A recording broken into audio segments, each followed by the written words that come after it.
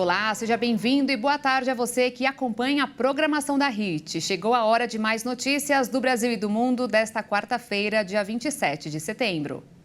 Vamos começar essa edição com a autorização da Agência Nacional de Vigilância Sanitária para que a Fundação Hemocentro de Ribeirão Preto inicie o ensaio clínico no Brasil com o medicamento à base de células CAR-T em pacientes com leucemia linfóide aguda B e linfoma não Hodgkin B, recidivados e refratários, ou seja, em casos de reaparecimento da doença ou de resistência ao tratamento padrão. Segundo a Anvisa, o tratamento consiste na reprogramação das próprias células do paciente para atacar e destruir o câncer de forma precisa. Em laboratório é feita a transferência de genes de interesse para as células de defesa do paciente. Os estudos estão em fase clínica inicial para avaliar a segurança e a eficácia.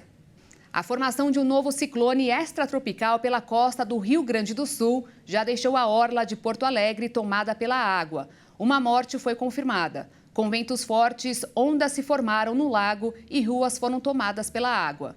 No fim da manhã, a Defesa Civil anunciou que o Lago Guaíba atingiu nível de 1,5 metro acima do normal, o maior em 82 anos. Mais de 100 áreas de risco foram mapeadas no município. 137 pessoas estão em abrigos. Funcionários da prefeitura se mobilizaram para evitar que a água do rio invadisse as ruas do centro da capital, colocando sacos de areia para conter o avanço do Guaíba.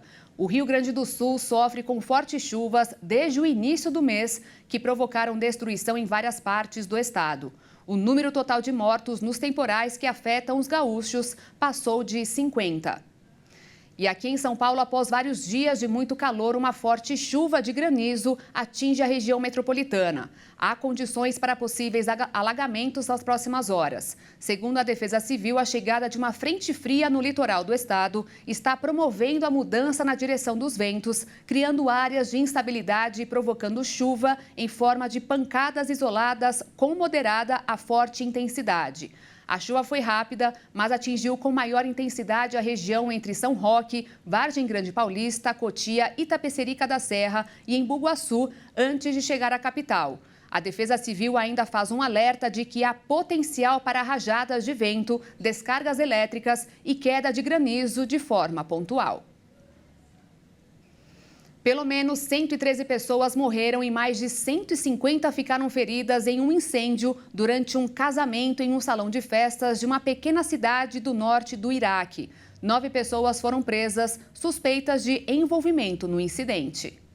Segundo a agência de imprensa oficial iraquiana INA, os serviços médicos da província de Nínive registraram mais de 150 feridos no incêndio ocorrido em um salão de festas em Randânia.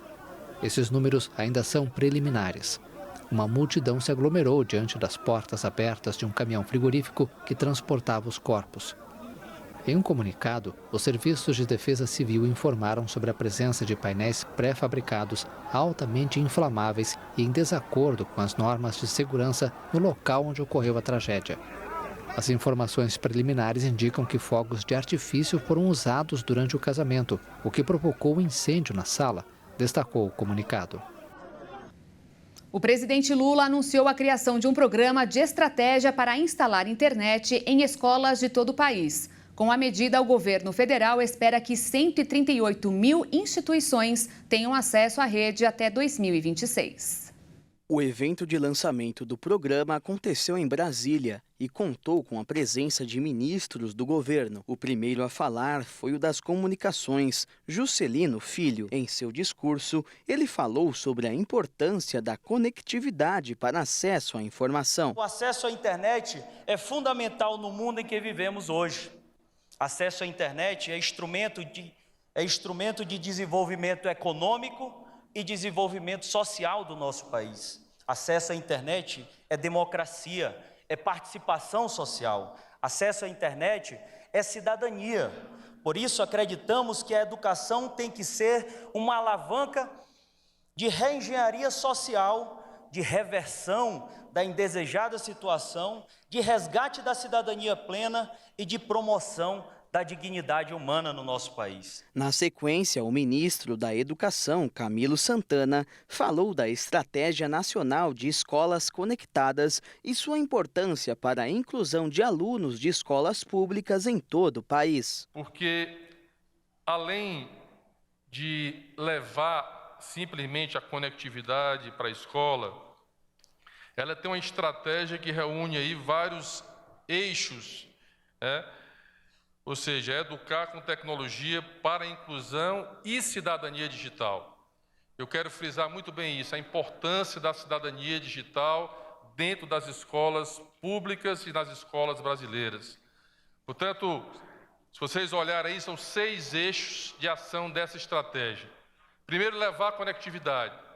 E para isso, foi feito todo um levantamento, um diagnóstico para saber quais eram as regiões que têm conectividade, quantas escolas têm conectividade, com fins pedagógicos, que é possível conectar, passar um vídeo para um aluno numa aula, que é possível ter velocidade, banda larga de velocidade para baixar determinados programas ou vídeos, enfim. Então, fundamental a conectividade. Lula já tinha antecipado a criação do programa na manhã desta terça-feira, durante a conversa com o presidente.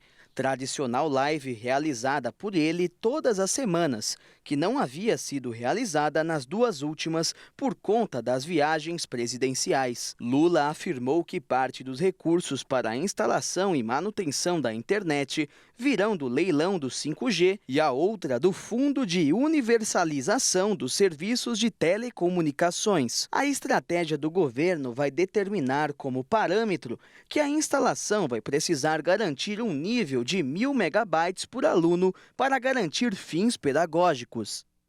Para a gente encerrar, olha só, diversos advogados norte-americanos elaboraram ações coletivas contra empresas de fast food, alegando que elas estão alterando a apresentação de seus alimentos em seu marketing. Os processos possuem o objetivo de acabar com a chamada propaganda enganosa. Lanche pequeno, pouca batata, pequenas quantidades quando se promete muito. Não é difícil encontrar pessoas que já ficaram frustradas ao pedir um lanche e ser totalmente diferente. Mas essas propagandas podem estar com os dias contados.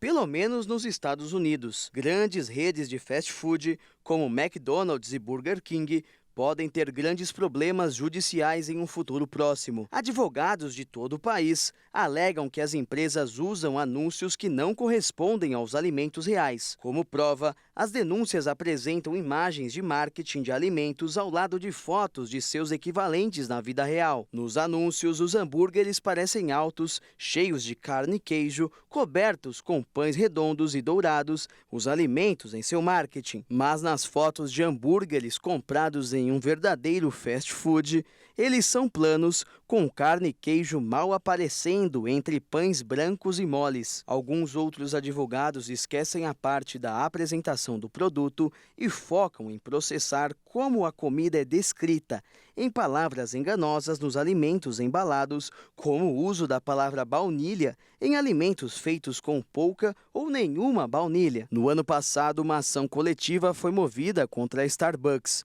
alegando que a rede estava enganando os compradores de suas bebidas, nomeando com nomes de ingredientes que elas não possuem. A Starbucks argumentou, entre outras coisas, que as frutas mencionadas indicam um sabor e não um ingrediente propriamente. Para que um juiz ou júri fique do lado dos processantes em alegações de propaganda enganosa, os advogados precisam argumentar com sucesso que os anúncios enganariam um dos consumidores. E eu fico por aqui. Mais notícias você acompanha daqui a pouquinho com a Juliana Dariva no Jornal das 18h30. Às 10 da noite eu volto ao vivo ao lado de Alexandre Giaqueto e espero por você. Obrigada pela companhia. Até amanhã. Tchau.